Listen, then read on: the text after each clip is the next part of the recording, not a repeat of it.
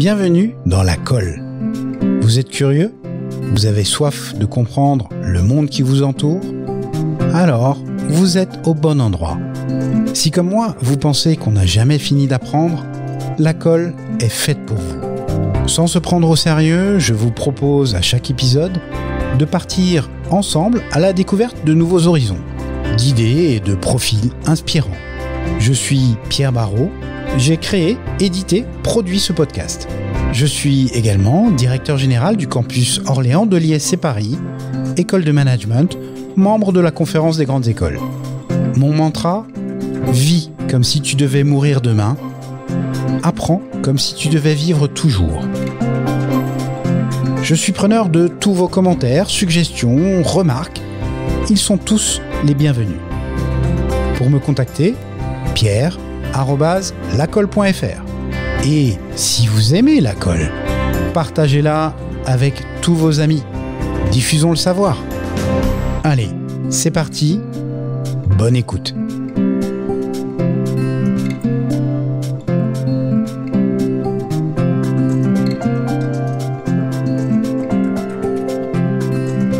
Chers amis, bienvenue dans ce nouvel épisode de La Colle.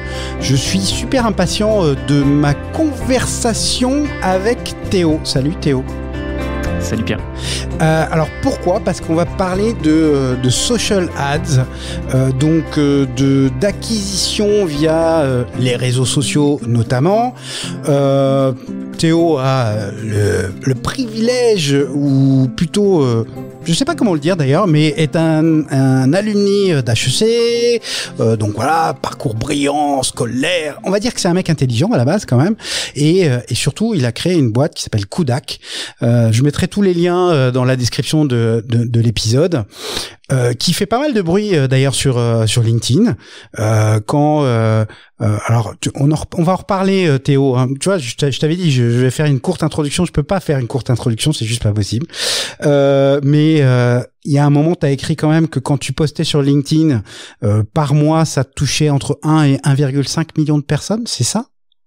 Yes, c'est ça. Un peu plus même d'ailleurs, maintenant. Mais comment Attends, on reviendra sur tout ce qu'on a. Comment t'arrives à faire ça ?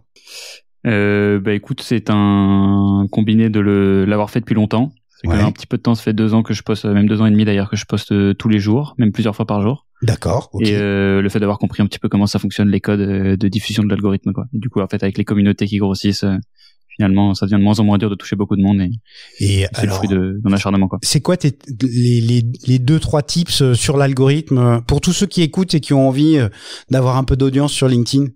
Alors déjà, première chose, c'est d'arrêter d'essayer de se soucier de l'algorithme. En vrai, l'algorithme, il est là pour pousser des bons posts. Donc, commencer par écrire des trucs qui sont lisibles et intéressants. Ouais. Ça, c'est le premier défi. Des trucs qui ont de la valeur, intrinsèquement qui ont de la valeur, quoi. Voilà, c'est ça. Essayer de comprendre à qui on s'adresse et de leur écrire des trucs qui les intéressent, tout quoi. Et ensuite, sur la partie plus algorithmique, il y a un peu des spécificités de LinkedIn, notamment le fait que LinkedIn va beaucoup regarder le temps que passent les gens sur tes posts. D'accord. Ça s'appelle le dwell time. Donc, il faut que tes posts soient intéressants, bien structurés, avec la conclusion à la fin, une accroche, un développement. Ok. Et voilà, c'est pour ça qu'on saute des lignes, notamment, c'est parce que ça rend les posts plus faciles à lire et donc les gens ne les lâchent pas. C'est-à-dire qu'ils s'arrêtent pas au milieu. Ouais, je comprends. Et voilà, que dire d'autre, ne pas mettre de liens, éviter de mettre des liens dans les posts, ça rend plus dur le fait qu'ils deviennent virales. Ouais, c'est un peu. Donc quand je pousse un épisode du podcast, il faut pas que je mette le lien dans le post alors. Absolument pas. Non, il faut que tu fasses un bon post LinkedIn en expliquant ce que tu as raconté dans le podcast, en teasant le truc, et ensuite tu dis écoute, le lien si tu es en commentaire, tu le mets en commentaire, et là tu auras beaucoup plus de reach sur ton post. Ok, bon, allez, je note, je vais le faire, hein, Théo. Fais gaffe, hein. Si ça marche pas, je vérifierai, hein. Théo, en quelques mots, déjà, Théo Lyon. En termes de nom de famille, on fait pas plus classe quand même, Lyon.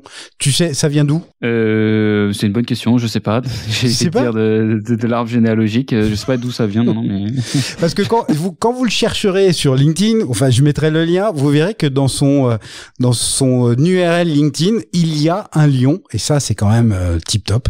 Est-ce que, en quelques mots, tu veux essayer de te présenter, s'il te plaît ? Avec plaisir. Donc je m'appelle Théo Lyon, comme tu l'as dit. J'ai 24 ans et donc comme tu dis aussi, je suis un jeune diplômé d'HEC depuis quelques mois maintenant, et du coup j'ai monté une boîte qui s'appelle Kudak, et dont le travail c'est d'aider les e-commerçants à grossir grâce aux réseaux sociaux, principalement grâce à la pub et au créa qu'on utilise pour faire les pubs.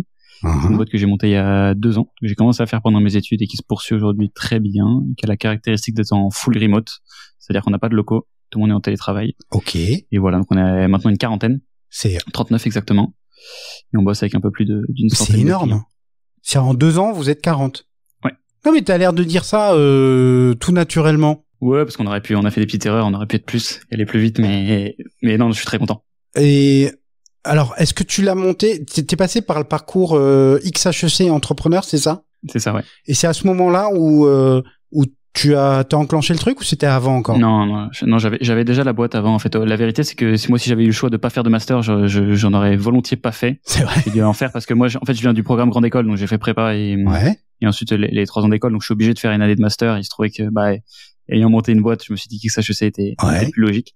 Mais ça s'est plus avéré. Enfin, j'ai eu du mal à en tirer tout ce que j'aurais pu en tirer parce que j'étais très pris par ma boîte. Ouais, c'est ça. Donc il fallait que je fasse des arbitrages à côté. Alors Alain Bloch, si tu nous écoutes, c'est pas grave, tu vois, il a réussi, il a monté le truc. Alain Bloch, c'est un des responsables du programme XHEC. Bisous à Alain. Ouais. Ok. Alors juste, je te trouve hyper modeste parce que quand même aujourd'hui, quand on regarde sur le site web de Kudak, vous êtes à 7 millions, c'est ça, de budget géré pour 200 clients. 12 maintenant. 12. Ah ben, ton site web est pas à jour, Théo. Ouais, mais ça change vite, donc on n'a pas encore fait la mise à jour. Ouais. Ok. Donc déjà, d'où est venue l'idée, d'où tu t'es dit, tiens, je vais positionner là. À la base, ça vient vraiment d'un stage que j'ai fait pendant mes études, parce que j'ai pas eu une expérience pro du coup très longue. Ah ouais. Les seules expériences que j'ai eues, c'était en stage pendant la césure d'HEC, où j'ai bossé en agence et ça m'a pas du tout plu. Et j'ai un peu découvert comment était rendu le service de façon classique par un prestat. Ouais. Et j'ai découvert plusieurs choses qui m'ont pas trop plu, notamment le fait que les expertises des agences soient pas forcément tout le temps avérées. Et la preuve, ils prenaient des stagiaires. Moi, j'ai pas de problème avec le fait de prendre des stagiaires, mais disons que c'est plutôt un peu, c'est structurel, c'est-à-dire qu'on vend des expertises qu'on est à la fois encore en train de développer, donc on vend des trucs. Voilà, bref, un petit problème éthique avec ça. Et ensuite le fait que, je pense qu'on pouvait emmener un petit peu plus loin l'alignement d'intérêt avec le client. Moi, ça me posait un petit peu problème de parler mal du client dans son dos, qui était un truc qui avait l'air commun en fait dans les agences, dans l'agence dans laquelle j'ai bossé, et pas que dans celle-là. Donc je me suis dit qu'il y avait un créneau à exploiter. J'avais bien aimé manipuler un peu les canaux du marketing digital, aussi peu que j'ai eu l'occasion d'en faire, parce que moi j'étais vraiment le stagiaire de service, celui qui fait des tableaux Excel. D'accord. Et les cafés. Donc j'ai pas fait grand chose, mais j'avais quand même envie de creuser le truc. Donc j'y suis allé en essayant de résoudre ces problématiques-là.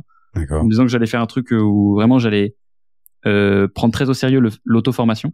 Ouais. Et me dire que c'est un milieu qui change très vite. J'ai envie non seulement de me former un gros coup au démarrage, mais aussi de continuer à me former à toutes les nouveautés qui sortent pour pouvoir proposer une expertise que je suis à l'aise de vendre. Et ensuite, et voilà, et essayer d'avoir une agence honnête avec ses clients, mais parce que ça peut paraître tout con, hein, je pense que toutes les agences disent qu'elles sont bienveillantes avec leurs clients, mais essayer de vraiment d'avoir les intérêts alignés, c'est quelque chose qui est dur et qui se fait de plein de façons différentes. Et on comprend pourquoi il y a plein d'agences qui ne le font pas. Mais comment tu résous toi cette équation alors? Comment t'alignes tes intérêts avec celui du client? Le désalignement d'intérêts le plus classique entre les agences et les clients, c'est il y en a un qui est là pour obtenir le meilleur service possible. Donc pour nous c'est de la performance qui est le client, et l'autre qui est là pour faire la plus grosse facture possible. C'est l'agence. Ce truc-là, il faut essayer de le résoudre dans la façon dont tu fais ton pricing et dans l'expertise en fait, dans ce que tu vas vendre, dans les gens que tu vas recruter, dans la façon dont tu structures ton service, pour faire en sorte que tu sois jamais amené à prendre une décision qui va contre l'intérêt de ton client et dans ton intérêt. C'est-à-dire que moi, j'ai fait en sorte que dans mon service, j'ai aucun moment où je sois enclin, je suis... Ouais, tu pousses pas à la consommation, quoi. Voilà, c'est ça. Moi, ce qui m'intéresse, c'est que mon client soit là, et c'est pour ça que je vais pas engager les gens sur super longtemps. J'ai pas des contrats qui sont très longs, tu vois. C'est des 3 mois renouvelables versus un 2 ans sur lequel pourrait engager une autre agence. Ouais. Donc c'est ça l'idée. Sachant que la promesse de ton profil LinkedIn, c'est de faire passer une boîte de 500 000 € à 10 millions de CA. Et bien plus. Et bien plus, oui, parce que entre parenthèses, c'est et bien plus. Et donc c'est faisable, c'est jouable. C'est absolument faisable. Ça prend une durée de temps qui varie selon les projets. Ouais. Mais oui, c'est la promesse de Kudak. C'est même d'ailleurs les seules choses qu'on fait. On accompagne que des e-commerçants qui font, du coup, pas en dessous de 500 000. On commence à les prendre à partir de là. Et là, on a développé une bonne petite méthode qui permet de croître assez bien. Donc, ça veut dire que ça marche. Parce que on pourrait éventuellement se poser la question de savoir si la pub sur les réseaux sociaux, ça marche vraiment. Donc en termes d'acquisition de clients, ça marche. Bah écoute, Facebook en 2021 a gagné 114 milliards avec sa régie publicitaire. Ouais. Donc c'est pas dit que les 114 milliards aient été dépensés de façon rentable à chaque fois. Oui, il y en a au moins quelques-uns pour lesquels ça a été. Dire du tout. Ouais, on va dire qu'il y a comme un faisceau de preuves. Il y a un faisceau de preuves. Il y a une personne qui se serait réveillée, quoi, qui aurait dit, c'est une vaste arnaque, ça fonctionne pas. Non, ça fonctionne pour des gens. Et bah, bon, bref, évidemment, j'aurais pas fondé une agence et je pense que mon business aurait déjà fait faillite si ça marchait pas, quoi. Ouais. Alors, justement, toi, tu y es finalement, alors, t'es jeune par certains aspects, mais t'es un vieux de la vieille par d'autres, parce que entre Facebook en 2016 et TikTok en 2022, l'histoire elle est pas la même, non? Ouais, c'est ça, c'est marrant parce que j'imagine que tu fais écho à un post que j'ai écrit ce matin. Mais oui, je te suis, Théo, tu vois. Super. Ouais, bah écoute, globalement, pour la faire très très simple pour les gens qui seraient pas sensibilisés à ce genre de choses-là, moins il y a de personnes sur une régie publicitaire et moins il y a de concurrence et donc moins ça coûte cher d'y faire de la pub. Ouais. Donc en 2016, c'est un petit peu ce qu'on appelle l'âge d'or de la publicité Facebook, c'est-à-dire que c'est le moment où ça commençait à devenir très rentable parce que les algos étaient forts, tout commençait à devenir fort du moins, et il n'y avait pas encore grand monde qui était au courant. Donc c'était un petit peu une phase où il y a plein de business qui se sont construits avec un canal d'acquisition unique. Ouais. Il y a plein d'exemples, notamment c'est là où est né le mot DNVB, donc Digital Native Vertical Brand, qui sont des marques que vous pouvez peut-être connaître comme les Cézanne, Merci Andy, My Jolie Candle, qui sont des marques pure web qui ont commencé à qui sont développées uniquement avec les canaux d'acquisition digitaux. Ouais. Et ce que je peux dire dans mon post, c'était un parallèle avec l'état où est TikTok actuellement, donc en 2022, où la plateforme publicitaire, il y a une petite mise à jour qui est sortie d'ailleurs aujourd'hui, au jour où on enregistre, donc le 28 avril, qui est censé améliorer l'algorithme de diffusion. Et sur TikTok, on avait la concurrence qui était faible, mais on n'avait pas l'algorithme qui était très très puissant. On pense que cette mise à jour va rendre l'algorithme plus puissant et on espère beaucoup que ça va être un nouvel âge d'or.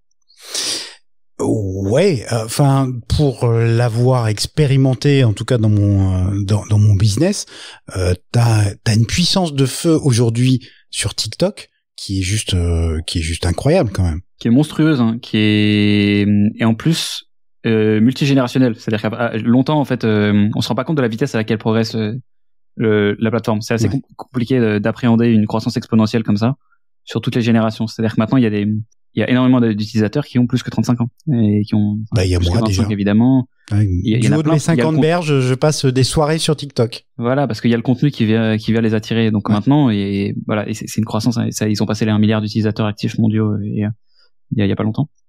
Fin d'année 2021. Et c'est un boulevard, tu vois, pour les marques sur lequel il y a encore très peu de concurrence et l'algorithme permet de pousser des gens qui ont aucun abonné et de faire des centaines de milliers de vues, ce qui la rend très intéressante en fait pour les annonceurs. Justement, quand tu vas, quand toi et tes collaborateurs vous abordez un client, c'est quoi les grandes questions que vous lui posez? En fait, notre travail, comme par définition, c'est celui d'un spécialiste. On va faire en sorte que tous les éléments sur lesquels nous on n'a pas la main soient satisfaisants. Je veux dire satisfaisant pour ne pas dire excellent. Ouais. Donc parce que bon, c'est très compliqué de faire des pubs Facebook rentables si on a un produit qui a de merde, qui plaît pas forcément à son audience, c'est évident. Ouais. Hein, et la pub, ça va pas corriger un mauvais produit. Et donc on essaie de faire en sorte que tous les leviers sur lesquels on n'agit pas, donc avoir un site internet qui convertit bien, avoir une offre qui est complète, avoir un truc qui on a une preuve de concept, on sait que ça fonctionne, savoir qu'on a un calendrier commercial. Bon bref, tous ces facteurs extérieurs. D'où le fait d'ailleurs que vous prenez peut-être des clients que à partir de 500 000 euros. C'est surtout pour ça qu'on a mis cette barre-là, c'est que c'est assez compliqué d'arriver à 500 000 euros en ayant un produit en carton, quoi. Donc, je comprends. Souvent, ça nous prémunit contre deux, trois problèmes. Ok, d'accord. Et donc ça, t'as une checkbox, ok, tout est bon, et derrière, voilà, les questions, des questions de découverte des clients, c'est quoi? Déjà, on veut savoir les ambitions de croissance. Est-ce qu'elles sont corrélées à ce qu'il est possible de faire en pratique, grâce à ce qu'on va leur apporter, parce qu'évidemment, moi, c'est un truc que j'ai découvert avec le marché des agences, c'est que c'est beaucoup plus un business de management d'attente que de résultats tout court. C'est-à-dire que tu peux apporter des résultats, mais si t'as vendu un 9 sur 10 à quelqu'un et que tu le délivres un 8,5 sur 10, il va être hyper mécontent. Parce que si t'as vendu un 8 sur 10 et que tu délivres un 9 sur 10 ou un 8,5 sur 10, c'est la même note. mais il t'a surdélivré. Ouais. Donc c'est surtout pour ça qu'on essaie de bien cadrer tout ça. Et donc en fait, beaucoup des questions qu'on va poser au début sont d'où est-ce que tu viens. Enfin voilà, qu'est-ce que tu as fait jusqu'à aujourd'hui? Est-ce qu'on pense que t'as pas fait assez bien les trucs que nous on vend comme expertise? Donc ton expertise media buying, ça s'appelle comme ça, donc achat d'espace publicitaire. Ouais. Est-ce que tu as fait des bonnes créas? Est-ce que tu as vraiment une compréhension de ton e-commerce total et t'as pas des incréments qui peuvent être faits au niveau de ton taux de conversion, de ton funnel d'achat, enfin plein de choses, plein de mots assez techniques et qui te et enfin voilà, qui nous permettent de dire est-ce qu'on estime qu'il y a du potentiel. Et c'est ça les questions qu'on va poser de découverte, c'est de comprendre le business au global et qu'est-ce qu'on va pouvoir y faire nous. D'accord. Ouais, parce que ce qu'il faut bien comprendre, c'est que vous ne vous contentez pas d'acheter de l'espace. Il y a toute une partie créativité. Enfin voilà, c'est un ensemble complet. Ouais, qui est le nerf de la guerre d'ailleurs, hein, vraiment sur ces problématiques-là, puisque c'est maintenant en fait les algorithmes sont en train de devenir très puissants, sont d'ailleurs déjà devenus, et donc ils vont beaucoup plus se baser sur ce qui va être donné comme élément créatif, quelque chose qui est de qualité et dont on sait que ça va plaire aux utilisateurs. D'accord. Que sur ce que tu vas bidouiller dans Business Manager, qui est la plateforme qui te permet de gérer tes pubs. Donc c'est une partie intégrante. C'est très compliqué maintenant en fait d'avoir une expertise social ads sans avoir la main sur la créa. T'as des grandes métriques. Je sais pas, tu sais que pour tel type d'industrie, une acquisition de clients, il faut compter tant d'euros, etc. Il y a des abacs comme ça? C'est assez compliqué. Tout le temps quand on essaie de se poser dessus, on se rend compte qu'il y a il y a plusieurs facteurs qui font que c'est compliqué d'en tirer des règles générales sans rentrer dans de la sous-catégorie. Tu vois, je peux te dire que les produits dans la food tech qui ont un panier moyen à 50 euros et qui dépensent un budget de 5000 balles par mois, ils peuvent potentiellement avoir un coût d'acquisition qui ressemble à je sais pas 20 euros. J'ai dit de la merde, mais c'est une data que je peux sortir. D'accord. Et donc c'est assez complexe. En fait, par contre, on sait que d'un point de vue santé, disons, d'une équation économique, on a des bonnes pratiques. Donc on sait que là, c'est très compliqué de t'en sortir si tu dépenses, si t'as pas une marge sur ton produit qui te permet de te payer un coût d'acquisition. Si ton coût d'acquisition c'est 90% de ton prix, voilà, tu risques de souffrir. C'est difficile. Faut que les gens ils achètent très très souvent chez toi après derrière si tu veux la rentabilité. Donc voilà, donc on essaie un peu de repartir de ces fondamentaux là et derrière d'aller plugger nos expertises un peu plus précises. Ok, je comprends. Mais justement, tu disais, alors il y a la créativité, je comprends l'idée, et après le media buying. Donc en gros, acheter de l'espace sur les différentes plateformes. Comment on fait ça intelligemment? C'est typiquement ce sujet-là, je te dis, où les agences, enfin du moins l'agence dans laquelle j'ai bossé, pour pas faire de généralité, ne le prenait pas par le bon bout. Ça veut dire que c'est un sujet qui change régulièrement. Donc tous les 6 mois globalement, faut te reformer parce qu'il y a des choses qui reviennent, enfin, qui changent du moins. Et donc c'est avant tout avoir un gros bagage et comprendre ce qui est en train de se faire. Donc ce qui fonctionne, qu'est-ce qui est dans l'air du temps. Tu vois, les choses qui fonctionnaient en fin 2020 et ça fonctionne plus en début 2022. Ça c'est sûr. C'est la première chose. Et la seconde chose, c'est d'avoir une mentalité qui est assez utile d'ailleurs, pas qu'en media buying, c'est d'avoir une méthode itérative. Dans le sens où on n'est pas là. On n'arrive pas sur son gestionnaire de publicité en disant écoute peut-être que ça c'est bien, peut-être que ça c'est bien, etc. Ça me semble logique. Mais il faut tenir un peu un genre de feuille de route. Tu te dis écoute quels sont les grands facteurs que j'ai envie de tester. Par exemple j'ai envie de valider d'abord ma structure de compte. Combien de campagnes est-ce qu'il faut que j'ai pour que ça soit rentable? Je vais faire des tests, je vais me mettre 3 tests, j'ai envie de faire ça, boum boum. Et ensuite donc je pars du général et progressivement je vais aller jusqu'au particulier qui va te permettre de descendre sur des variables hyper précises du genre est-ce que ma créa doit être en rouge ou en jaune, qui sont des facteurs hyper micro mais qui en fait si tu les prends ceux-là en premier. Plein de gens qui pensent que c'est ça faire un A/B test, tu vois, c'est je vais faire rouge et jaune et on va voir si c'est bien. Non mais avant si tu n'as pas validé que tu montrais ta créa à la bonne audience, enfin, je dis n'importe quoi, que ce soit rouge ou que ce soit jaune, ça va rien changer. Donc c'est avoir de la méthode simplement et avoir les bonnes connaissances évidemment du digital. Tu te mets dans un vrai entonnoir pour qu'au final effectivement l'A/B testing soit plus pertinent. Faut que ce soit logique, c'est ça, c'est un peu un travail d'enquête en fait. C'est essayer de savoir où est-ce que ça coince, c'est des rouages, il faut regarder en fait, nous, on nous donne nécessairement, tu vois, des machines dont les rouages sont un petit peu grippés. C'est-à-dire, il faut qu'on trouve où est-ce qu'on doit foutre, si tout marche bien, on t'appelle pas, hein. Évidemment. Alors, moi, je me suis toujours posé la question. Justement, tu parlais des agences. C'est que, finalement, tu travailles pour le compte d'eux. Sauf que c'est pas ton industrie première, c'est pas forcément ton expertise première. Donc comment on fait quand on est comme ça, quand on offre une presta comme ça, pour faire sien les valeurs du client, son positionnement, son industrie? On fait comment? Alors on le fait de deux façons. En ayant première chose, c'est en ayant les bons supports et la bonne méthode. Donc nous on a tout un process qui nous permet parce qu'en fait c'est très important pour nous sur la problématique créative, tout ça. Si tu saisis pas l'esprit d'un client, même si tu connais les choses qui fonctionnent sur Facebook Ads, tu risques pas de. Tu vas louper des trucs. Ça va pas être de très bonnes créas. Ouais. Donc c'est ça. Et ensuite l'autre chose, c'est en étant un peu le truc bateau que je te racontais au début, foncièrement bien intentionné. Tu vois, c'est-à-dire de dire, écoute, je suis pas juste là pour prendre ma grosse facture sur quelqu'un. J'ai envie que ça fonctionne. Et c'est aussi pour ça que moi je suis aussi public sur LinkedIn, YouTube, etc. C'est parce que j'ai envie que le client se dise, si jamais il y a une merde, et ben je dois y répondre en public. Tu vois, si jamais je fais l'ordure avec un client, je suis public, je suis un personnage public qui peut venir m'incendier dans un commentaire LinkedIn. Ouais. Je mets ma réputation en jeu. Et c'est ça que je veux. C'est ça le risque que je suis prêt à prendre. Et je me dis, écoute, du coup, j'espère que ça va faire ruisseler dans toute ma boîte le fait d'être bienveillant, d'être bien intentionné, et de dire qu'il y a des conséquences à mal faire son travail, donc on a envie de bien le faire. Et donc voilà, c'est comme ça que tu arrives à vraiment saisir, parce qu'en fait, tu peux toujours faire des méthodes, réponds à 4-5 questions, j'ai compris ton univers de marque. Non, en vrai, seul truc qui fonctionne, c'est vraiment de t'imprégner du truc. Et pour ça, faut être vraiment intéressé par le truc que tu fais. Donc, skin in the game. Ouais, exactement, et que je suis en train de relire pour la deuxième fois, là, de Nassim Taleb. Ah ouais, écoute. Moi, j'y crois à fond. Comment alors raconte-nous un petit peu, on rembobine un petit peu. T'es étudiant, tu montes ce truc. Comment tu les trouves les premiers clients? Eh bien, c'est là où LinkedIn rentre dans l'équation, c'est que au même titre que je te racontais que Facebook Ads était un Eldorado, et TikTok est en train de le devenir, LinkedIn en est un pour le B2B. Cette fois-ci pas sur la partie publicitaire, il n'y a pas besoin de mettre du budget dedans, et simplement en faisant des posts qu'on qualifie du coup d'organiques, c'est-à-dire simplement le truc classique que vous voyez dans vos fils d'actualité qui sont postés par vos relations, mais pas toujours par vos relations. D'ailleurs, c'est pour ça que vous pouvez avoir des gens dans votre fil d'actualité que vous ne connaissez pas, mais parce qu'ils font des bons posts. C'est comme ça que t'es arrivé dans mon fil d'actualité, hein. Exactement.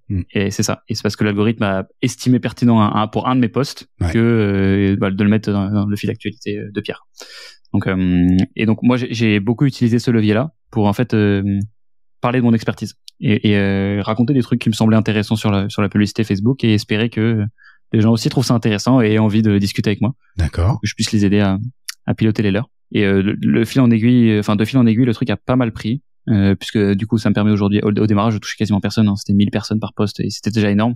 Je trouvais à l'époque. Pas mal, quoi. T'as quasiment aucune plateforme à côté qui te permet, avec personne te connaît, d'être vu, pas lu, mais vu par 1000 personnes. Ouais, c'est vrai. C'est terme d'impression. Et aujourd'hui, c'est ça qui a fait, c'est la boule de neige qui a continué à rouler et qui me permet d'avoir un vrai actif et une grosse barrière à l'entrée, quoi. C'est ce qui a fait le succès de boîtes comme Germinal, par exemple.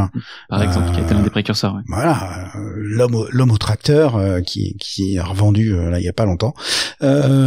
Ok. Tu te souviens du tout premier client? Absolument. Le tout premier client, parce que je l'ai fait gratuitement en fait. J'ai vraiment aidé quelqu'un. Ouais, c'est pas un client alors, c'est un pote. Non, parce qu'après il m'a payé. Ah. Donc au début je l'ai fait. Oui, mais c'était un pote, oui. Et après il m'a payé quand il a vu que je faisais bien le travail.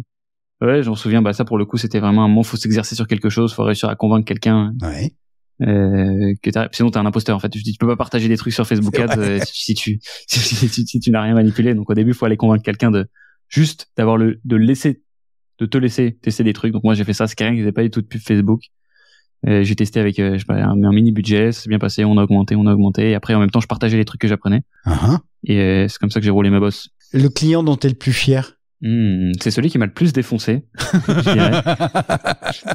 C'est My Jolie Candle, que j'ai eu la chance d'avoir au tout début, parce que c'est quelqu'un, donc le CEO de My Jolie Candle, qui s'appelle Samuel Guez, qui est hyper à l'écoute des nouvelles tendances du marché. Ouais. Donc lui déjà tu lui racontes pas. C'est-à-dire que tu peux pas le bullshiter, enfin tu peux pas lui raconter n'importe quoi, il est au jus, quoi. Je le disais surtout dans le sens où il va laisser sa chance à des gens. Il est et c'est d'ailleurs comme ça qu'il a créé sa boîte. Lui en fait il a surfé sur cet Eldorado dont je te parlais, qui était pas celui de Facebook Ads mais qui est celui d'Instagram, en fait, qui venait en même temps quasiment que celui d'Instagram. Donc c'est pour ça, c'est parce qu'il est hyper réceptif à ça. Et donc il m'a laissé ma chance. Et donc ça se passe très bien sur la partie media buying où je lui gère ses campagnes très bien, très cool, il est très content. Et à un moment on faisait pas de créa encore à l'époque. Et on a décidé de lui en faire, et on lui a vendu un truc qu'on était confiant de faire, mais qu'on n'avait pas déjà fait. Et ça c'était une première erreur déjà, parce que j'ai appris un truc, c'est que t'as le droit de survendre, mais pas plus que 10% de ton expertise, parce que sinon tu peux pas l'apprendre en fait. Tu peux pas apprendre plus que ça. Et ça te permet de continuer à progresser continuellement. Et donc je lui ai rendu un pack de créa qui lui a pas du tout plu. Et il m'a explosé en me disant que j'étais une grosse merde. Qui m'a texto sur le coup bien évidemment. Oui, dans les textes c'était l'équivalent, je l'ai compris comme ça. Et la phrase exacte c'était je m'attendais à un 8 sur 10, tu m'as servi un 1 sur 10. Et donc celle-là elle tape, surtout quand tu démarres, un petit peu envie d'arrêter. Et on a pris ça comme un peu une force. C'est la personne qui a fait les créas chez nous. Et maintenant est head of créa, il y a une équipe de 12 personnes et bosse avec Majoli Kendall. Enfin voilà, a eu l'occasion de rééchanger avec Majoli Kendall. Il a fait des créas bien meilleurs que ils sont améliorés quand même, c'est bon. Il est plutôt sympa. Justement, une autre question en parlant des clients. Vous avez finalement, on l'a vu, vous êtes 40 là, 39-40. Aujourd'hui, c'est une croissance qui est quand même assez rapide. Tu l'as dit, ça aurait pu être plus rapide. Ok, dont acte. Mais comment tu les trouves, les bonnes personnes? Parce que justement, il faut avoir le bon état d'esprit. Il faut que ça cale. Enfin voilà, c'est quoi? Là aussi, vous avez monté un process ou ça s'est fait comme ça naturellement? On a monté un process, mais le recrutement, pour le coup, en ayant parlé à beaucoup d'entrepreneurs, c'est pas un sujet qui se prête très bien à la théorie au début. C'est-à-dire que t'es obligé de mettre la main dans le feu pour comprendre que ça brûle. Ouais. Donc tout le monde a fait je connais pas une seule personne qui a pas fait des grosses conneries en recrutement. Donc c'est pour ça et moi j'ai rapidement compris ce truc-là. Je me suis dit, écoute, faut que je fasse mes conneries le plus vite possible. Donc j'ai fait des grosses bêtises au début. J'ai recruté des gens soit qui n'avaient pas les compétences, soit qui n'étaient pas dans l'esprit de la boîte, qui sont globalement en fait les deux pans sur lesquels tu peux juger quelqu'un. Et après, donc, on a mis en place les process. Un bouquin qui nous a bien aidé, c'est WHO, donc WHO, A Method for Hiring, c'est ça le nom en anglais, qui te donne, qui introduit l'idée des scorecards, qui sont en fait des grilles de notation que tu établis selon chacune des attentes que tu as. D'accord. En définissant des résultats et des compétences que tu attends, et qui te permettent au moins de retirer la partie logique, d'avoir une grille objective que tu vas pouvoir remplir ou pas, et ensuite pouvoir faire ton choix et d'aller mettre de l'émotionnel dedans derrière. D'accord. Et au moins d'être sûr qu'il y a un minimum vital. Ouais. Ça va pas t'empêcher de faire des erreurs, mais ça va te permettre d'éviter les erreurs évitables. Oui, ok. Donc ça, c'est assez utile. C'est quoi la différence entre Théo étudiant qui monte qui monte sa boîte tranquillou à HEC et Théo aujourd'hui qui est patron de 40 people? Bon, en vrai, pas grand chose dans la tête. Je dirais juste que j'ai un petit peu fait évoluer mon désir de rébellion, parce qu'à la base, c'est quand même pour ça que j'ai monté Codax, parce que ça m'a vraiment pas plu. En fait, j'ai fait un surapprentissage total en me disant que parce que j'avais foiré mon expérience en agence, j'étais incompatible au CDI. Je ne pourrais jamais bosser pour quelqu'un, ce qui m'allait très bien comme narratif au début pour monter ma boîte. Ouais. Et je suis en train de comprendre que c'était un petit peu ce que l'adolescence est à la rébellion, quoi. Plus quelque chose où tu t'établis contre quelqu'un, mais en fait, quand tu t'établis contre quelqu'un, t'es toujours en appui tu te définis par rapport à quelqu'un d'autre, donc c'est pas de la vraie rébellion. Enfin, si, c'est de la rébellion, mais c'est pas tracer son propre chemin, et donc je pense que je suis en train de passer de rebelle à rebelle respectueux, et donc un peu plus classieux. Ouais, on voit le mec intelligent qui a réfléchi, quand même. Il y a une vraie réflexivité. Ouais, c'est pas, ouais, je vois des gens et tout qui m'aident à réfléchir sur ces trucs-là, hein. C'est des gens beaucoup plus smart que moi qui m'ont aidé à aboutir à ces trucs-là. Mais voilà, je dirais que c'est ça, c'est un peu un début de maturité. C'est intéressant, c'est-à-dire que tu te fais accompagner par des coachs, par des trucs comme ça? Ouais. Oui, c'est ça, c'était typiquement ça a été le premier pas vers arrêter de faire mon rebelle, c'est d'accepter que parfois tu as besoin d'aide, et que si tout le monde est managé dans ta boîte, il y a pas de raison que toi tu sois pas managé ou du moins suivi par quelqu'un. Ouais. Donc ouais, je vois bien sûr je vois un coach qui coach des dirigeants de grosses boîtes pour le coup, et qui est parfois un peu de start-up. D'accord. Je suis rentré dans les petits papiers là-dessus, et je le vois régulièrement, et franchement super utile. Ok. Un apprentissage ou une réflexion vers laquelle il t'aurait amené? Écoute, franchement, cette partie en fait, le mot exact c'était rebelle classieux. C'était ça qui m'a aidé à clarifier, parce que en fait, je trouve ça assez stylé parce que c'est un peu un paradoxe à la fois, et il m'a aidé un peu à clarifier, à essayer de trouver, parce qu'en fait c'est bien de dire rebelle classieux. C'était pour en fait pour reprendre le sujet, il m'a invité à me questionner sur quels étaient mes modèles. Je me suis rendu compte que j'en avais pas beaucoup, parce que je voulais faire mon rebelle, j'aime pas trop les chemins traditionnels, blablabla. Et il m'a aidé à clarifier, à mettre des mots sur rebelle classieux, et à essayer de trouver des gens qui étaient un peu des marques, qui incarnaient ces choses-là. D'accord. Il y a une personne que j'avais un peu sous-estimée là-dedans, auquel j'avais pas pensé, disons, c'est Arsène Lupin. C'est le personnage d'Arsène Lupin, qui est un peu la définition du rebelle classieux. Et en fait, ça m'aide à donner quelque chose vers lequel tendre en me disant, ok, cette personne-là, je trouve ça assez stylé ce qu'il fait. C'est à la fois quelqu'un qui va pas dans les chemins battus, mais qui a toujours un peu une éthique, tu vois, une déontologie. Oui. Et donc en fait, on a un peu synthétisé ça aussi en étant le mix entre Oussama Ammar et Roger Federer. Oussama Ammar que je qualifie un peu d'un rebelle pas forcément très classieux, donc quelqu'un qui va te rentrer dedans. Ouais, et puis là, quelque chose à laquelle j'aspire il vient pas de forcément. prendre 2-3 casseroles là en plus. Oui, 2-3 petites casseroles. Bon, après c'est un ami, donc moi j'attends de voir la justice, mais bon, ça change pas mon avis de lui. Puis ça change pas la qualité de tout ce qu'il a pu produire, voilà. et de tout ce qu'il a pu créer chez les gens aussi. Tu vois, non plus, je vais pas rentrer dans ce sujet-là, mais enfin voilà, quand tu regardes ses vidéos sur l'entrepreneuriat, et à la rigueur, on s'en fout du reste.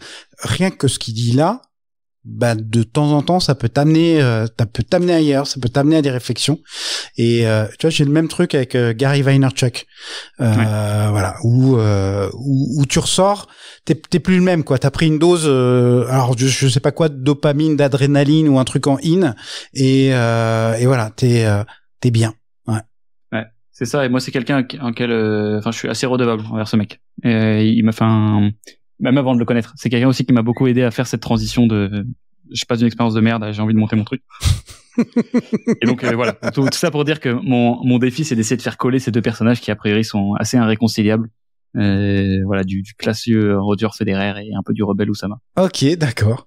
Et alors, tu l'as dit, c'est Kudak, c'est full remote, donc pas de bureau, en gros. Comment on fait et comment toi tu penses aujourd'hui, allez, on va prendre un truc un peu grandiloquent, mais l'entreprise moderne. Ouais. Alors, je sais pas si je vais inclure ça forcément dans une mouvance de l'entreprise qui se modernise. Je sais pas en vérité. Moi, je pense que les deux modèles se valent très bien et qui dépendent plutôt des profils et du type de boîte qui est monté que d'une valeur absolue, tu vois, de manichéen, de c'est bien ou c'est mauvais. Mais je vois ça en fait. Moi, j'ai toujours beaucoup de mal à répondre à ces questions sur les spécificités. Comment est-ce qu'on fait pour monter une boîte en remote, parce que je manque de points de comparaison. J'ai bossé que 6 mois en fait en agence. Enfin, dans une boîte, j'ai fait un autre petit stage avant et après j'ai bossé 2 mois dans cette agence avant de partir au milieu du stage. Mais donc j'ai pas eu le temps vraiment d'intégrer comment fonctionnait une boîte en physique, comment est-ce que tu manages les gens, comment est-ce que tu montes un projet pendant assez longtemps pour me rendre compte de ce que ça apporte. Donc j'ai beaucoup de mal à dire ce qui rend ça spécifique et comment est-ce qu'on l'a fait fonctionner. Je crois en revanche qu'il y a des vrais bénéfices au remote qui sont plutôt d'ordre naturel, du type tu permets aux gens de vivre la vie qu'ils ont vraiment envie d'avoir sans leur imposer peut-être pendant un tiers de leur journée, donc quasiment un tiers de leur vie, à un endroit que tu vas déterminer pour eux. Ouais. Donc t'as des collaborateurs un peu exotiques? Ouais, bien sûr. J'en ai Mexique, il y en a qui. En fait, c'est surtout des Français qui vont bouger, qui vont aller se faire un mois en Espagne. Trop bien. Au Portugal, des trucs comme ça, des choses sympas. Et qu'en fait, nous, on est rassemblés sous une culture de boîte, sous ce qu'on fait ensemble. Et justement, les gens sont hyper attachés à la boîte parce qu'elle leur permet de vivre la vie qu'ils ont vraiment envie d'avoir. Bah oui, ouais, je comprends. Et t'en as plein aussi qui restent à Paris, 100%. Tu vois, et qui sont juste très contents je sais pas, ils ont envie de te prendre 2 heures dans la journée, t'as fait le soir, vas-y, bah, fais-le. Et qu'on leur impose pas de prendre le métro matin et soir. Mais ce qui est à la fois, tu vois, ça se paye d'une autre façon. Il y a un truc que tu peux jamais répliquer en remote, c'est le rapport social, les relations sociales avec des gens. Tu peux pas. Ce qui se dit à la machine à café, l'idée qui naît à la machine à café. Voilà, c'est ça. Et toutes ces choses-là, en fait, par exemple, tu vois, la vie n'est pas viable en remote. Tu peux pas tomber amoureux de quelqu'un en remote. Enfin, c'est un truc tout con. Et pourtant, enfin, tu vois, il y a quand même une limite sur les relations sociales. Donc en fait, ce truc-là, on sait que c'est un défaut. On sait qu'on essaie de le compenser en essayant de se voir régulièrement. Ouais. Mais c'est important, tu vois, de connaître un petit peu les avantages et les défauts de ton modèle. C'est pour ça que j'avais beaucoup de mal à dire est-ce que c'est l'entreprise moderne ou pas. Je suis pas sûr. Hein. Je pense que ça a plein de défauts. Ouais, je suis pas convaincu non plus. Hein. Ouais. Donc voilà. D'une manière très pragmatique, c'est quoi les outils que vous utilisez aujourd'hui, justement pour tenir le remote? Ouais. Bah, ce qui est important dans le remote, c'est vraiment tout ce qui va se passer, que le moins de choses possible se passe à l'oral et le plus à l'écrit. D'accord. Nécessairement, c'est d'ailleurs pareil en physique. Hein. Tout ce qui est dit à l'oral est perdu. Donc en fait, on va pour ça utiliser beaucoup Slack. D'accord. Pour la communication à l'écrit. On utilise Loom qui permet de faire des enregistrements d'écran, des enregistrements vidéo. Je fais un clic et Ça permet de mieux faire passer les messages quand t'as un petit peu peur que ce soit pas bien reçu. Et surtout de pouvoir les stocker quelque part derrière. Oui. Pour faire de la documentation. Ouais. Et on utilise Notion, qui est l'endroit où on va stocker toute cette documentation et organiser un petit peu tout le travail. Donc c'est les 3 gros qu'on utilise. Justement, je vais continuer à tirer ce fil-là parce que bah voilà, t'as monté un beau truc. Ok, c'est une fois de plus, ça reste encore un peu jeune, mais force est de constater que ça marche plutôt bien. Justement, un conseil à donner ou à quelqu'un qui a envie de se lancer ou ou justement qui procrastine trop en se disant je rêve d'être entrepreneur. C'est bien d'être entrepreneur ou pas, Théo? Non, en vrai c'est trop lourd, c'est trop bien. C'est pas pour tout le monde, mais mais en tout cas c'est une bonne. Enfin, il y a rarement un moment où ça va être une mauvaise expérience d'être entrepreneur. Au pire, dans le meilleur des cas tu gagnes. dans le pire des cas, au pire t'apprends, tu vois. Genre t'es en train de dire ok, c'est vraiment pas pour moi ce truc. Ouais, je suis sûr c'est la phrase de Nelson Mandela, hein, c'est absolument. Ouais. Et que j'avais pas envie de, enfin parce que tout le monde la balance à toutes les sauces celle-là, donc j'ai déjà non mais tu l'as mis à ta forme d'aller dans cette direction. Voilà, c'est bien. Donc et donc non vraiment moi je trouve ça très cool, mais faut pas le voir un peu comme un. Toi, t'as beaucoup de gens qui disent qu'ils veulent être entrepreneurs comme un enfant dit qu'il veut être pompier, tu vois, ou acteur de cinéma. Ouais, c'est pas faux. Cool, mais... C'est pas faux. Et c'est pour ça que moi, tout ce qui est procrastination, etc. Mais en vrai, moi, j'ai pas forcément de sympathie ou de compassion pour les gens qui procrastinent sur l'entrepreneuriat. Écoute, bah, tu t'iras quand tu seras prêt, personne te force. Ouais. Et c'est pas à moi personne d'autre que toi va te sortir de ton truc vraiment. Hein. Tu vas peut-être être inspiré en matant une vidéo d'Oussama ou de Gary Vaynerchuk, mais à un moment, tu t'iras quand la douleur sera tellement forte que ce sera le moment de te lancer. Donc pas de T'as hésité technique, toi à un moment ou pas? Non, bah toujours, et j'hésite encore même. T'hésites encore? Voilà, j'ai beaucoup de doutes tout le temps, et puis ça fait partie du jeu. Et c'est pour ça qu'aussi il faut un peu se coincer. C'est pour ça que c'est pas mal tu vois, t'as créé une boîte, t'as des employés, etc. Moi demain je peux pas me barrer. Enfin même si j'ai un moment de doute, je suis responsable de plein de gens. Donc je vais pas m'en aller. Et je n'irai pas du jour au lendemain. Je leur pèterai pas entre les doigts. Donc oui, énormément. Ça serait d'ailleurs même très inquiétant de pas avoir de doute en montant une boîte. Ouais, je pense. Et alors, il y a une phrase qui dit qu'en gros, l'entrepreneur n'est pas quelqu'un qui prend des risques, mais qui gère les risques. Et j'aime bien ça. J'aime bien cette idée-là. Tu vois, parce que t'es pas un fou furieux qui te lance à l'aveugle, mais tu gères ton risque. Il y a du risque, mais tu le gères. C'est ça. Et puis il faut bien comprendre qu'en fait souvent les gens voient mal le risque entrepreneurial. Maintenant t'as plus ce risque de tu vas perdre ta maison, t'hypothèques tout bah, ça dépend des business, mais ouais. Bah moi je recommande, tu vois, je recommande pas forcément aux gens, certainement pas pour une première expérience entrepreneuriale, d'arriver de te faire un tapis sur un truc, tu vois. Ça typiquement c'est mal gérer son risque. Ouais. T'as des règles. J'ai par exemple, tu vois, entre le moment où j'ai quitté mon stage, j'ai monté ma boîte, j'ai été joueur de poker semi-professionnel. Donc, j'ai dû apprendre tu vois, t'as des règles, ça s'appelle la gestion de bankroll, où tu sais que tu dois jamais si t'as 100 000 euros en bankroll total, donc tout ce que t'as sur ton compte bancaire, tu vas pas jouer des parties à 50 000 euros, tu vois, où tu mets 50 000 euros sur la table, parce que tu perds 2 fois, tu peux plus rejouer. Donc le but d'un entrepreneur, c'est de prendre le maximum de bonnes décisions sur des mises qui vont pas l'emmener vers la ruine. Donc, ça veut dire il pourra pas rejouer derrière. Je pense que c'est ça. Et ce qui est un peu différent par contre d'une entreprise type une PME ou une boîte un peu plus classique et plus grosse que font les startups, c'est que tu dois assumer un niveau de risque plus important. Donc en fait tu vas devoir en fait pour battre les grosses boîtes jouer un petit peu plus gros que ce que les mathématiques te recommanderaient de jouer et prendre des décisions un petit peu plus risquées. Et c'est ça qui en fait quand ça compose sur le long terme, ça te permet à des boîtes toutes jeunes de rattraper des grosses boîtes parce qu'en fait c'est le modèle du VC, hein. C'est pour ça que t'as 8 boîtes sur 10 qui se pètent la gueule quand les venture capitalistes investissent dans des boîtes. Et c'est parce que c'est comme ça, c'est structurellement comme ça. Et celles qui réussissent, en fait, elles ont réussi 3-4 fois à prendre des décisions très très risquées. Et ça donne des géants, des licornes, quoi. Mais, monsieur le rebelle classieux, comment t'es tombé dans le poker? La partie mathématique, qui m'a beaucoup beaucoup plu, et l'introversion aussi, je pense. Moi, voilà. Tu as une poker face avec ce coach. Non, j'ai découvert avec ce coach que l'introversion voulait dire se ressourcer dans la solitude et non pas être timide. Et donc, c'était ce que je faisais. Moi, c'était vraiment du plaisir. J'épluchais des bouquins toute la journée. Je passais des heures et des heures à faire des revues de mes coups. Qu'est-ce que j'aurais pu mieux jouer? Et j'ai kiffé limite plus ça au fait de jouer en soi la partie. Je suis vraiment tombé dedans dessus et ça a été ma première démonstration que je pouvais être bon dans quelque chose. Ok. Autre que les trucs académiques. Bon. Enfin, je me considérais pas très forcément bon, mais bon pour réciter des trucs par cœur. Attends, t'as fait 2 ans de prépa, t'intègres HEC. Ouais, mais c'est pas des. Tu vois, tu disais au début quelqu'un d'intelligent. Je peux te citer beaucoup de gens d'HEC qui ne le sont pas. Hein. Qui sont... non, vraiment. Ouais. Non, mais d'ailleurs, c'est pas via l'intelligence, c'est pas unidimensionnel. Il n'y a pas les gens intelligents, les gens cons. Hein. C'est ça. C'est académiquement. Ouais. T'as compris comment réussir un concours. Moi, j'ai compris comment réussir un concours. C'est tout. Et derrière, ça ne refait pas de toi quelqu'un de smart particulier ou plus intelligent. Tu le vois dans les gens qui montent des boîtes. C'est pas toujours les mêmes profils qui reviennent. C'est les plus visibles, certes, parce qu'ils font les grosses levées de fonds. Mais tu vois, derrière, sur les licornes, par exemple, ils passent pas que des HEC. Ils sont certes bien représentés. D'ailleurs, je crois que sur les 26, on a peut-être 6. Mais bon, il en reste 20 à côté, tu vois. Okay. Voilà, quoi. Ok, donc, et alors, joueur de poker, t'as gagné un peu ou pas? Je jouais jouais beaucoup en cash game, donc je faisais pas les tournois. Mais j'en vivais, ouais. J'en ai vécu pendant quelques mois. Je gagnais mes 1500, 2000 euros par mois. Trop bien. Ok, excellent. Enfin, je sais pas si tu te rends compte, mais c'est un profil, enfin voilà, je trouve que t'as un profil super intéressant. Tu t'intéresses à plein de choses.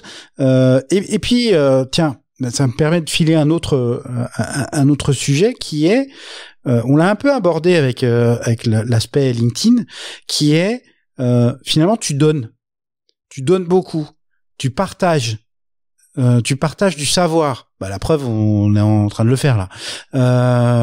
T'as un podcast. Dans Kudak, t'as une partie formation, comment ça s'appelle? Attends, je me suis noté. La fabrique à brut. La fabrique à brut, voilà. Et ton podcast, c'est les bruts e-commerce. Alors, ça, on peut le comprendre, c'est je crée du contenu pour éventuellement attirer à moi. Y a des trucs plus profonds derrière? Ouais, bah c'est d'ailleurs quelque chose. Et une des raisons pour lesquelles malgré tout ce qui se dit dans la presse sur Oussama, je ne peux pas réussir à détester cette personne. Ouais. Parce que c'est quelqu'un qui a énormément donné, pas juste à moi, mais moi quand je l'ai rencontré aussi cette personne plusieurs fois, c'est quelqu'un qui te donne sans attendre en retour. Et ça c'est vraiment un cheat code qui est assez difficilement explicable d'un point de vue mathématique tout court. En fait, je vais donner 1, je vais recevoir 10, mais dans 5 ans quoi. Et que en fait de manière générale une façon assez agréable, je trouve, de vivre sa vie et de faire sa petite route. C'est d'essayer de te dire, écoute, quand je rencontre une personne, ou quand je fais quelque chose, comment est-ce que je peux essayer directement de trouver des trucs que je peux donner à quelqu'un avant de chercher à savoir ce que je peux prendre. Et ça, j'ai pas, d'ailleurs, j'estime pas être forcément quelqu'un de particulièrement giver, tu vois, comme ça de base. Ouais. J'essaie vraiment de développer cette discipline de l'être de plus en plus. Mais ce truc-là sur le contenu, donc le fait de partager beaucoup de choses sur LinkedIn, podcast, etc., ça m'aide à déjà dormir la nuit tranquillement en me disant qu'écoute, au pire les gens ils signent pas avec moi, bon, et si j'ai pu te divertir pendant 1 heure en podcast, c'est sympa. Et en fait, finalement c'est une stratégie qui est payante, qui est long terme. Mais en fait, à un moment, c'est comme n'importe qui, tu vois, quelqu'un qui t'a donné quelque chose gratuitement, dès que tu as une occasion de lui rendre, donc pour nous c'est très simple, quand tu cherches une agence, tu vas au moins discuter avec cette personne, pas forcément bosser. Et je vais parler avec cette personne, ce qui m'a diverti pendant 1 heure en podcast. Ça crée des opportunités, c'est clair. Justement, t'as signé des clients qui t'ont dit, j'ai écouté votre podcast et parlons. Ouais. Bah écoute, je ne signe même d'ailleurs que des clients qui soit me voient sur LinkedIn, YouTube, podcast. C'est vrai. Nous, on a une 30aine de personnes par semaine qui nous contactent juste grâce au contenu qu'on poste sur tous les réseaux. De quoi? T'as 30 inbound par semaine? C'est ça. On fait pas de prospection. Tout le monde vient. C'est-à-dire que tu fais pas de social ads, toi, pour Kudak? Non, on ne fait pas de social ads. Mais attends, c'est énorme. Ouais, c'est impressionnant. Après, tout vient pas du contenu. Maintenant, c'est du bouche à oreille. La première source, c'est le bouche à oreille. Ouais. Mais sinon, on a peut-être 2 tiers ou 50% de l'acquisition qui est tout le contenu qu'on poste sur les réseaux sociaux et qui donne envie aux gens de bosser avec nous, quoi. Alors il y a un super épisode de La Colle sur le content marketing avec Alexis Chevalier qui est Chief Marketing Officer de chez You Love Words. Je vous le recommande, chers auditeurs, parce que vous voyez que ça marche, putain. Et 30, c'est énorme. Enfin, je suis bluffé, moi, pour le coup. Ok, tout ça est super intéressant. Pour revenir sur le sujet social ads, alors ça va être une question à la con, prépare-toi. Comment c'est quoi? Allez, 2-3 trucs, 2-3 tips que tu pourrais partager sur une telle ou telle plateforme, tu vois, qu'on sorte de là un peu moins bête en se disant tiens là il y a des trucs que j'avais pas vus. Sur le sujet social ads particulièrement. Ouais. Alors, je pense que la majorité des gens qui écoutent ce podcast peut-être soit sont pas lancés ou sont sur le point de se lancer, disons les gens que ça va intéresser ce que je vais raconter. Donc au démarrage, je vous recommande vraiment déjà de ne pas vous faire accompagner par une agence au début, c'est hyper important. Pas prendre de freelance. Apprenez vous-même parce que ça va assainir la relation que vous aurez derrière avec le prestat. Donc apprenez vous-même vraiment au moins la base des bases. Et ensuite, essayez de pas réinventer la roue, en vrai. Un conseil sur la pub Facebook, c'est plus une affaire de pas faire d'erreur que d'être exceptionnel. Être exceptionnel, c'est après pour quand tu veux faire une énorme boîte, mais et que tu veux vraiment. Tu peux les faire, mais il faut les faire à petite échelle. Tu vois, typiquement, moi, ma première pub Facebook, j'ai appuyé sur le bouton, 2 secondes plus tard, j'avais plus de crédit. Parce que t'avais un crédit publicitaire. Ouais. C'est ça. Mais comme je l'avais mal tourné, etc. Effectivement, la pub, elle a été vue plein de fois, tout de suite, très vite, auprès de gens qui ça intéressait absolument pas, et ça a tout cramé. Boum, boum, boum. Allez, je dis en 2 minutes, mais c'est peut-être 10, 20, alors que je pensais que ça allait durer très très longtemps, tu vois. Donc, et après tu dis bon, j'ai compris, j'ai fait une erreur, et tu fais ça de manière incrémentale. Alors un truc, je sais pas si c'est toujours aussi efficace de ce que me dit ma responsable marketing, si quand même ça marche bien. Est-ce que tu peux nous parler de ce que sont les audiences personnalisées? Oui. Bah alors c'est une partie un peu micro de la façon de faire de la pub sur Facebook. Les audiences personnalisées sont des segments d'audience, de personnes, pour pas faire de répétition, qui sont basés sur des actions spécifiques qu'on va pouvoir choisir. Donc, je vais pouvoir créer une audience personnalisée, par exemple, des gens qui ont visité mon site internet pendant les 30 derniers jours. Ce qui va s'appeler, en fait, une audience de remarketing, par exemple. Ouais. C'est ça le nom. Je peux créer aussi une audience des gens qui ont liké mes posts dans les 7 derniers jours, et de choses assez diverses. Et donc, c'est une base assez importante de la façon de faire de la pub sur Facebook. Et après, tu peux pousser sur des audiences similaires. Exactement. C'est qu'après, c'est des audiences personnalisées sont la base. Sont en fait un pool de personnes sur lequel l'algorithme Facebook va pouvoir se baser pour créer des audiences de personnes qui lui ressemblent, qui s'appellent des lookalike en anglais, donc des audiences similaires en français, qui sont censées être les gens qui ressemblent le plus aux personnes que tu as données. Donc ça peut être assez intéressant, par exemple, de se baser, faire une audience personnalisée sur les acheteurs et dire ok, j'ai envie de trouver des gens qui sont similaires aux gens qui ont déjà acheté chez moi et de lancer cette audience. Après, ça fonctionne pas toujours parce que bien évidemment, ça se repose sur un algorithme. Plus il y a de data, plus c'est fiable. Et donc quand tu commences au début, forcément t'as pas beaucoup d'acheteurs à donner à la machine. Et plein d'autres points un peu plus spécifiques avec lesquels je vais pas vous barber, mais qui seront un peu plutôt d'ordre technique. Ouais, alors pour tous ceux que ça intéresse, effectivement, déjà ils pourront consommer ton contenu, etc. Juste un retour d'expérience dans ma boîte, la boîte d'avant, qui était une des startups que j'avais montées.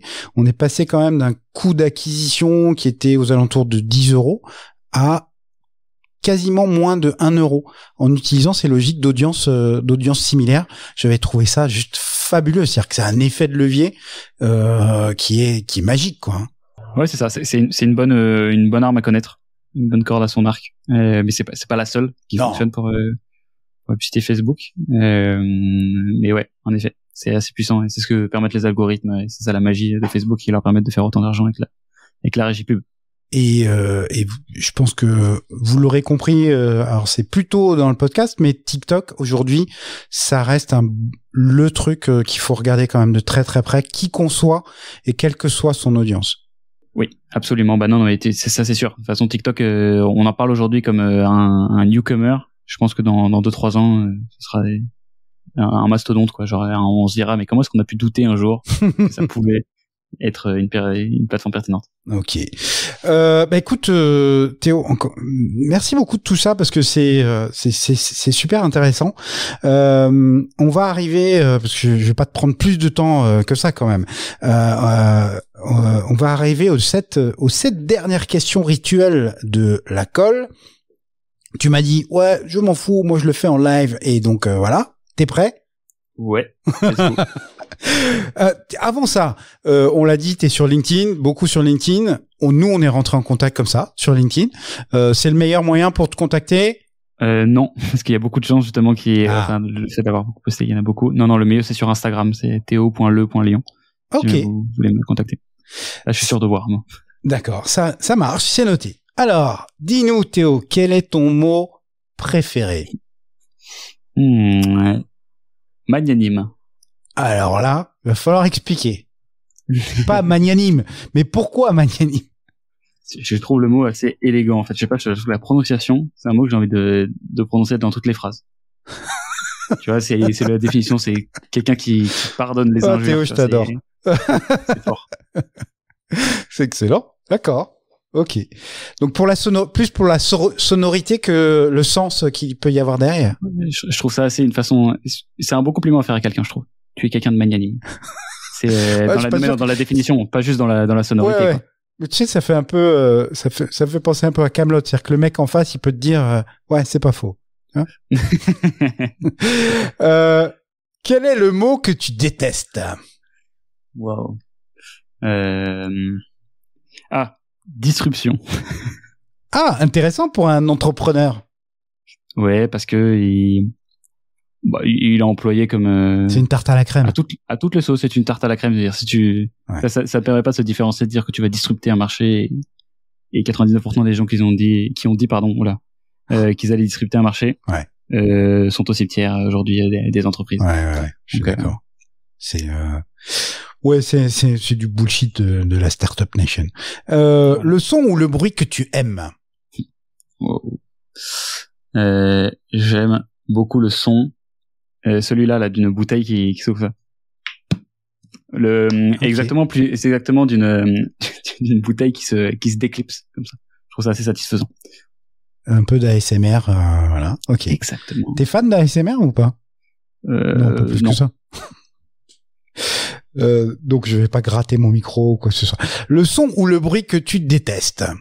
Je suis sûr et certain, le klaxon parisien non justifié. C'est-à-dire le klaxon quand il y a un embouteillage et que le klaxon n'a absolument aucun impact sur le déblocage de la situation. Justement, pour aller dans la suite, ton juron, gros mot ou blasphème favori? Je dirais la putain de tes morts. Ok. Il y a un petit côté gitan dans le truc. Exactement, un petit côté gitan que je trouve, elle a aucun sens en fait. Genre c'est cette phrase. Et pourtant les gens se l'envoient de temps en temps comme ça. Tu vois, t'as un petit truc qui sort et je trouve ça assez original, une façon d'insulter quelqu'un. C'est assez à la fois c'est très vulgaire mais c'est original, ce qui est rare parce que les gens souvent utilisent tout le temps les mêmes. J'adore. La citation que tu aurais aimé avoir prononcée. Alors, il y en a une qu'on m'attribue, on pense que c'est moi qui l'ai dite. J'ai beaucoup de gens qui l'ont cité dans des podcasts ou des vidéos YouTube. C'est, le travail, c'est comme un paix. Si tu dois te forcer, c'est probablement de la merde.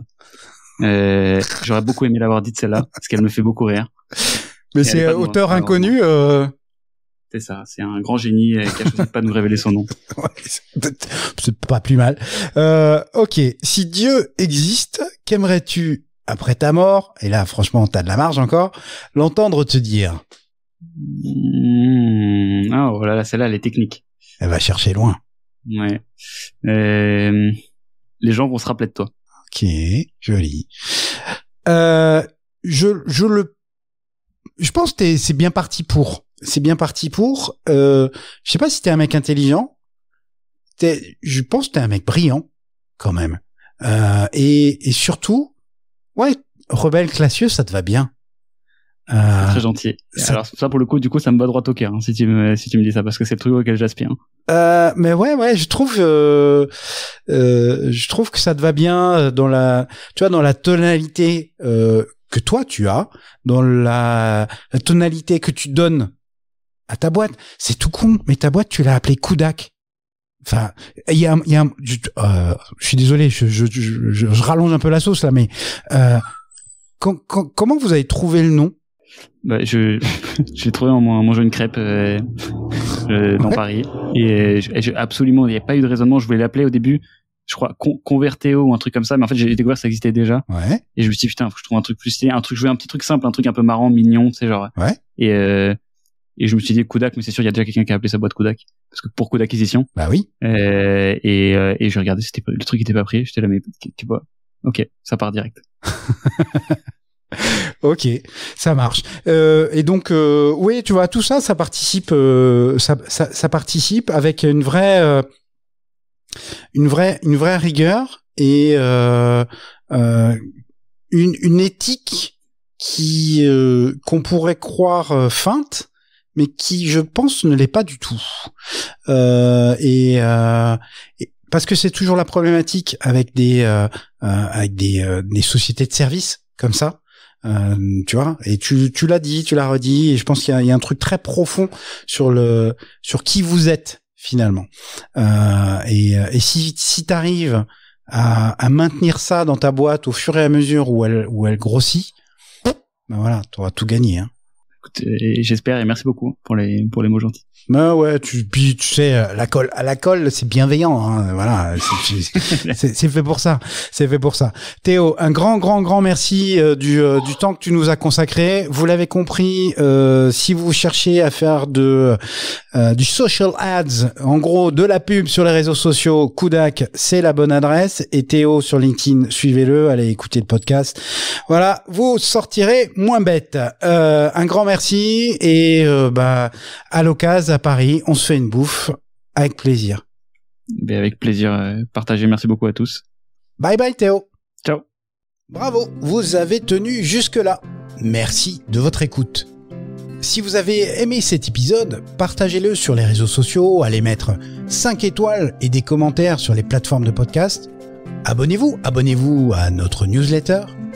Et dans tous les cas, à très bientôt pour un prochain épisode de La Colle. Et n'oubliez pas, tout est possible à qui rêve, ose, travaille et n'abandonne jamais.